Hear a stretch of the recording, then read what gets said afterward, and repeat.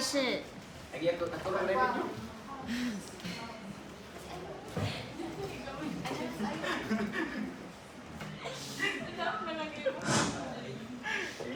Okay, good morning, y'all. Yeah.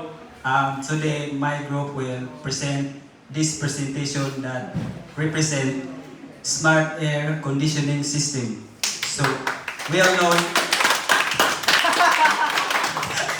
We all know that our current and old version of aircon is slightly hassle, right? Because we can do it like you just do it manually. But unlike this smart air conditioning system, you can use it different because it has sensors and something like it has brain in it, or like a human being, because you can be able to talk to it using your mobile phone. Like, for example, if you want to come home and you want to talk to your aircon, like you can say like, hey aircon, I'm coming home right now. Can you please open the aircon, please, Shishio? And I have another example, like if you have a bad mood, like something like that, and you want to talk to your aircon, like, hey aircon, you don't need to call right now because because Miss Isa is called me.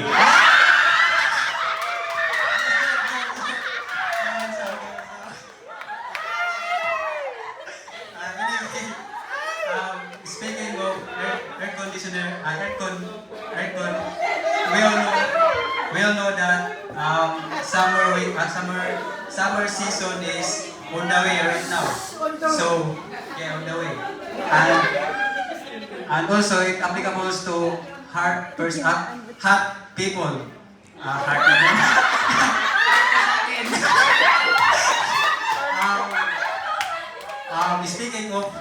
Speaking of hot, who's hot right now? Raise your hand if you're hot. Hot dog. Next.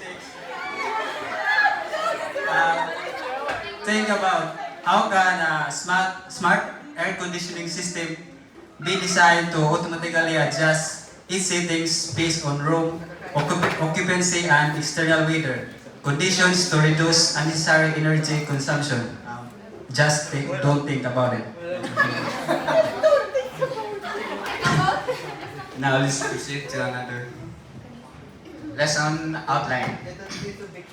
So in lesson outline we have overview of smart air conditioning, and then room temperature sensors. So as Kalisa said that our air conditioner have a sensor that if the room is already in, like it's very cold in your room, it's automatically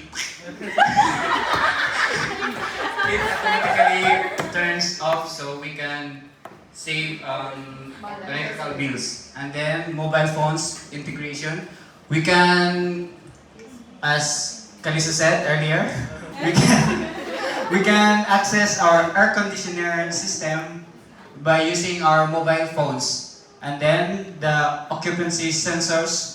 So this sensor is to occupy. Yeah, and then conclusions. Yeah, the other side. Today we can learn an advanced cooling operation of maximize energy efficiency and improve comfort in the smart air conditioning system. Automatically change the temperature according to the user's preferences and surrounding weather conditions and room occupancy.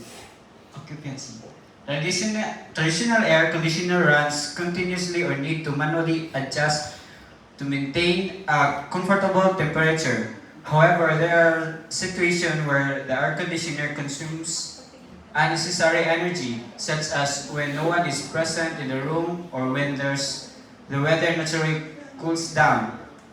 The goal in the design system that automatically adjusts the air conditioning settings based on the occupancy and internal conditions. So in help to our smart air conditioner system, we can save a lot energy by this system. Then next order.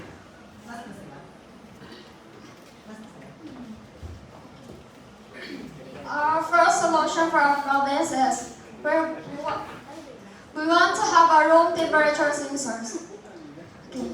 While we are sleeping, have you ever experienced that the longer the air conditioner is on, the colder the room gets cold? Yes. Sometimes it gets cold and you have to get up just to turn it off. With this smart system, you won't have to do that anymore. Once the room reaches your preferred lowest temperature, the air conditioner will automatically turn off. And when the room starts to get warm again and goes above the maximum temperature you set, the air conditioner will turn on by itself. So for example, before you sleep, you will set your air conditioner that its coldest or its colder is 15 degree and its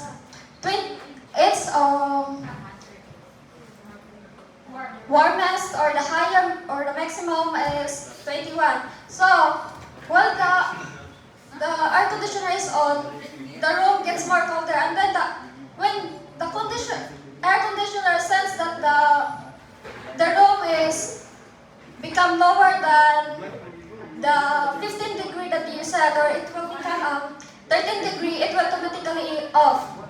So while it off, you can save electricity electricity bill. And when it gets hotter again, the air conditioner will automatically turn on again. Thank you.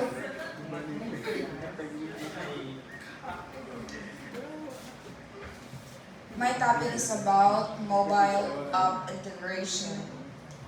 Have you experienced you forgot to turn off your air condition at home or at your dormitory because you're in a hurry and you remember it when you arrive at your school or at work? Yes. Okay. In case you lost the remote control or the remote control ran out of battery, do you have any idea how to monitor and control your air conditioning system? Okay. So, how this mobile app integration works. This system enables users to remotely monitor and control their smart air conditioning unit through a smartphone or tablet app. The app that offers an intuitive interface to view real-time temperature or room temperature, occupancy status, adjust cooling preferences, provide manual override option in case you need to make changes quickly. And it also manages settings from anywhere or whenever you are at home or on the go. The function of this mobile app integration, if you're leaving the house, you can set the air conditioner to energy saver mode or turn it off remotely, avoiding any unnecessary energy use.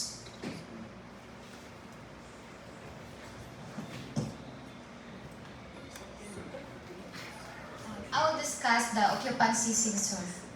This some problems of the common air condition system is often run in empty rooms and wasting energy. Like for example, you enter to your bedroom and then turn on your aircon, and then you went out again and you forgot to turn it off for almost you went out for almost 2 to 3 hours and you forgot to turn it off. So it's a big waste of energy. So how can we solve this kind of problem? So the solution of this problem is to enhance the common air conditioner into a smart air conditioning system to have a occupancy sensor, like this one. This is the occupancy sensors. This occupancy sensor detects the heat emitted to the peak, heat emitted by people, or the movements of someone in the sensor's field. If the air system will reach you, the sensors will automatically detect to help move the air to the opposite direction. Like for example, you are here in this side. The occupancy sensor help you to move the air of this air cone to the opposite side. This also help you that if you are in the air occupancy sensor can detect you or can detect someone for almost 10 to 15 minutes, it will be automatically off. Thank you.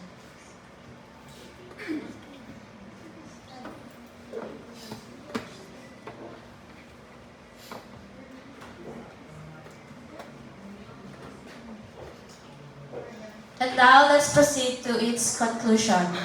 Smart air conditioning systems offer great benefits, especially in terms of energy efficiency, cost savings, and user convenience. However, they come with a higher initial cost and potential issues related to setup, maintenance, and privacy concerns. Weighing the advantages and disadvantages can help determine if a smart air conditioner is the right choice for your home or business.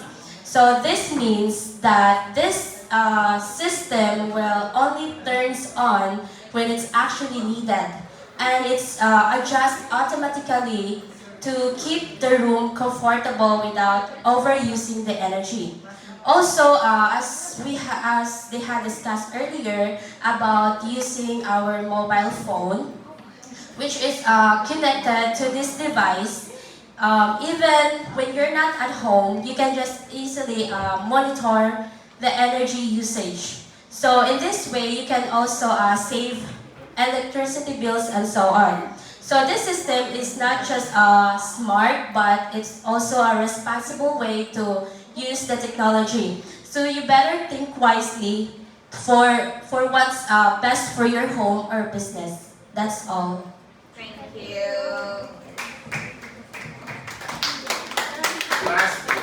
Do you have any questions? No. Clarification?